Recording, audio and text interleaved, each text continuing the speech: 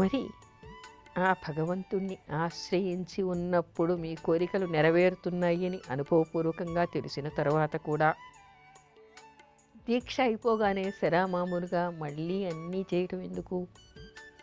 అసలు కొంతమంది చెప్తూ ఉంటారు, దీక్ష అయిపోయింది, జ్యోతి దర్శనం చేశారు, కిందికి వచ్చారు, మాల తీసేశారు, వెంటనే కనీసం ఆ కొండ ఆ ప్రాంతాల నుంచి బయటికి రాకుండానే, ఆ నీడ నుండి బయట పడకుండానే మద్యం సేవించడం, చేయకూడని పనులన్నీ చేయటం లాంటివి కనిపిస్తున్నాయి అని చాలామంది ఆరోపిస్తూ ఉంటారు.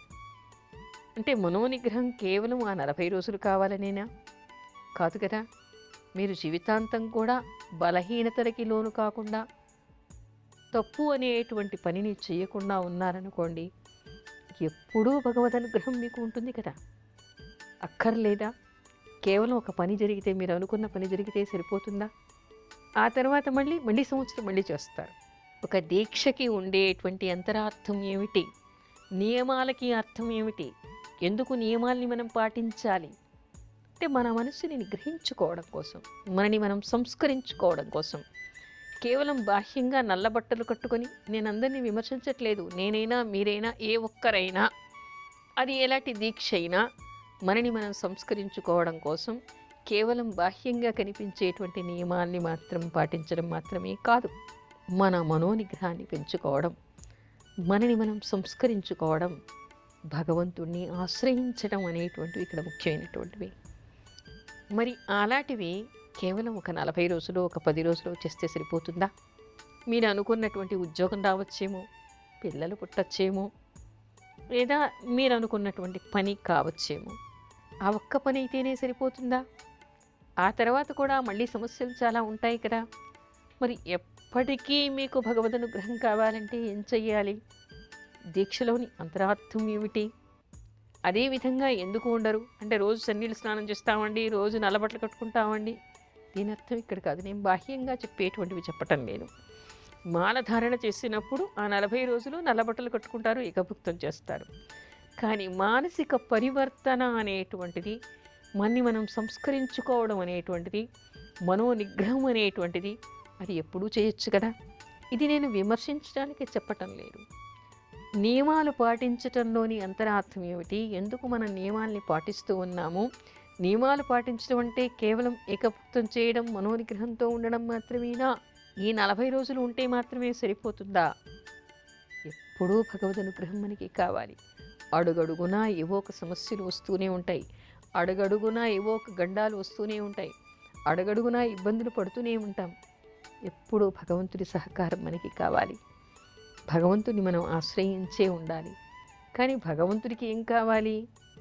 మనం పెట్టే దీపాలు, మనం కొట్టే టెంకాయలు ఆయనకి అక్కర్లేదు, మనం చేసే అభిషేకాలు ఆయనకి అక్కర్లేదు. అభిషేకాలు చేయటం మనని మనం సంస్కరించుకోవడం కోసం, మన దోషం పరిహారం కావడం కోసం మాత్రమే చేస్తాం. కానీ ఆయనకి మన నుంచి కావలసినటువంటిది నిష్కల్మషమైనటువంటి భక్తి, మన మనోనిగ్రహం, మనని మనం సంస్కరించుకొని ఆయన్ని ఆశ్రయించి శరణు వేడుకోవడం. అది ఎప్పటికీ కేవలం ఈ నియమాలు 40 రోజుల్లోనే కాకుండా, తదనంతరం కూడా బాహ్యంగా కనిపించేవి కాకుండా అంతరంగికంగా ఉండేటువంటి సంస్కరణలను చేసుకొని ఎవరు అయ్యప్ప స్వామిని సదా స్మరిస్తూ ఉంటారో, ఎప్పుడూ వారు ఆ ధర్మశాస్త్ర అనుగ్రహానికి పాత్రులవుతారనే విషయాన్ని తెలుసుకోవాలి. రామలక్ష్మణులు ఇద్దరూ కూడా ఆవిడ ఆశ్రమం దగ్గరికి వచ్చారుట. వాళ్లను అల్లంత దూరాన చూసినంటనే ఆవిడ లేచి వెళ్ళిందిట. మనకి సినిమా కథల్లో చూపిస్తున్నట్టుగా ఆవిడకి కళ్ళు కానరానటువంటిది కాదు, దివ్య శక్తి కలిగినటువంటిది, దూరదృష్టి కలిగినటువంటిది. ఆవిడ ఒక తపస్విని. ముందుకు వెళ్ళి వాళ్ళని సాదరంగా వాళ్ళ పాదాల మీద పువ్వులు చల్లుతూ ఆశ్రమం దగ్గరికి తీసుకువచ్చిందిట. వాళ్ళకి ఆసనం చూపించిందిట, కాళ్ళు కడిగి తల మీద చల్లుకుందిట, అర్ఘ్యపాద్యాలు ఇచ్చిందిట, కమ్మని ఫలాలు తినడానికి ఇచ్చిందిట. మనకి సినిమాల్లో చూస్తున్నట్టుగా ఆవిడ ఇంగిలి పళ్ళు ఆయనకి పెట్టలేదు. భక్తి పారవస్యంతో చక్కగా ఆరమగ్గిన పళ్ళన్నీ తెచ్చి ఆయనకి పెట్టిందిట. క్షేమ సమాచారాలు విచారించిందిట. అయితే రాముడు తనకి వచ్చినటువంటి కష్టం గురించి చెప్పాడుట. సీతమ్మ వారి జాడ వెతుకుతూ ఇక్కడికి వచ్చినట్టుగా చెప్పాడుట. ఆ తర్వాత సుగ్రీవుడు ఎక్కడ ఉంటాడు అనేటువంటి విషయాలన్నీ కూడా వివరాలన్నీ శబరి ఆయనకి చెప్పిందిట. ఎటువైపు వెళ్ళాలి, ఎటువైపు వెడితే సుగ్రీవుడు ఆయనకి దొరుకుతాడు, సుగ్రీవుడి వలన ఆయనకి సహాయం దొరుకుతుంది అనేటువంటి సమాచారాన్ని చెప్పిందిట. ఆ తర్వాత తన పక్కనే ఉండేటువంటి తన గురువు గారి ఆశ్రమం కుటీరం కూడా చూపించిందిట. ఇక్కడ మా గురువు గారైనటువంటి మతంగ మహర్షి తపస్సు చేసి తనువు చాలించాడు. తమరి రాక కోసం నన్ను వేచి ఉండమన్నాడు. రామచంద్ర, మీ దర్శనం జరిగింది, మీ పాదాలకి నమస్కరించాను. ఇక నాకు ముక్తి కావాలి, ఈ తనువు చాలించాలి అని కోరుకుందిట. రామచంద్రుడు చిరునవ్వు నవ్వి ఆవిడని ఆశీర్వదించాడుట. అంతే, అక్కడి నుంచి పరమపదించింది, సిద్ధి పొందింది. ఆ స్థలం నుంచి ఒక జల ప్రవాహం బయలుదేరిందిట. అదే శబరి నది అని చెప్తూ ఉంటారు. ఆవిడ నిలిచినటువంటి కొండ, ఎక్కడైతే ఆవిడ తపస్సు చేసిందో ఆ కొండకి, అంటే శబరి తపస్సు చేసింది కాబట్టి అది శబరిమలగా పేరు పొందింది.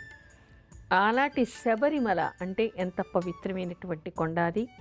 అక్కడ హరిహర పుత్రుడైనటువంటి ధర్మశాస్త్ర అయ్యప్ప స్వామి అక్కడ కొలువు తీరి ఉన్నాడు. దానికంతటి పవిత్రత ఎందుకు వచ్చింది? మతంగ మహర్షి అక్కడ తపస్సు చేశాడు, శబరిమాత అక్కడ తపస్సు చేసింది. సాక్షాత్తు నారాయణమూర్తి అయినటువంటి వాడు శ్రీరామచంద్ర అవతారం ఎత్తి అక్కడికి వచ్చాడు. అక్కడ ఆయన ఆతిథ్యాన్ని స్వీకరించాడు, అక్కడ ఆయన కూర్చున్నాడు, అక్కడ ఆయన అడుగు పెట్టాడు.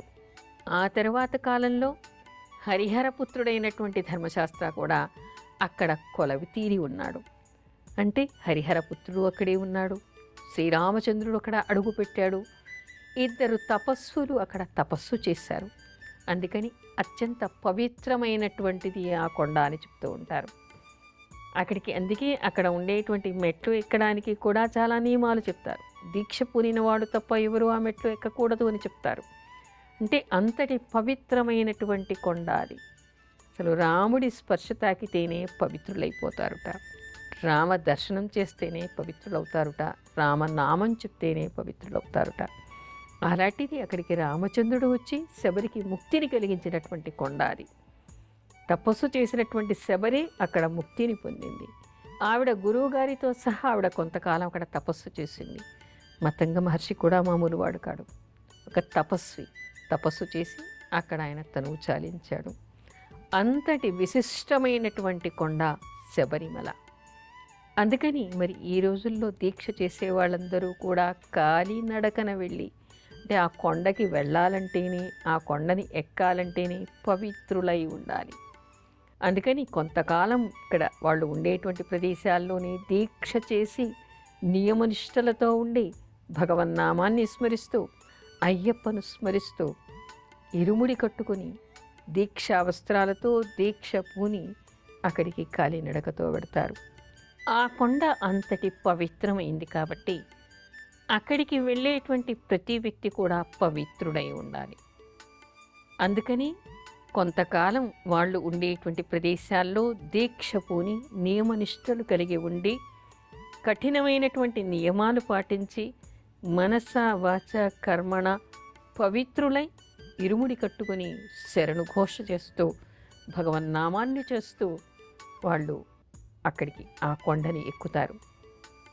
అంటే ఎంత పవిత్రమైనటువంటి కొండ కాబట్టి అక్కడికి వెళ్ళేవాళ్ళు కూడా అంత పవిత్రులై ఉండాలి అని చెప్తారు. కాబట్టే ముందుగా దీక్షలు చేసి అక్కడికి వెడతారు.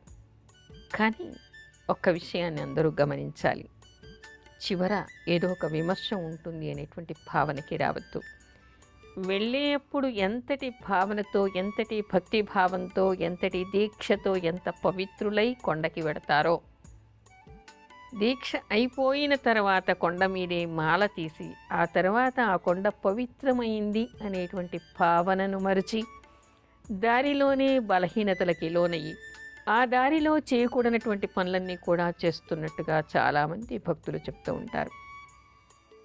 అందుకని అది అత్యంత పవిత్రమైనటువంటి కొండ కాబట్టి వెళ్ళేటప్పుడు ఏ విధంగా శరణు ఘోష చేస్తూ వెడుతూ ఉంటారో, ఎంతటి భక్తి భావంతో ఎంత పవిత్రంగా వెడతారో, వచ్చేప్పుడు కూడా కొండ పరిసర ప్రాంతాలు దాటే వరకు కూడా అదేటువంటి భావనతో అలాంటి నియమనిష్టలతోనే ఉండండి. ఆ కొండ ప్రాంతాన్ని ఎవరు కూడా అపవిత్రంగా ఉండే విధంగా అక్కడ మసులుకోకండి.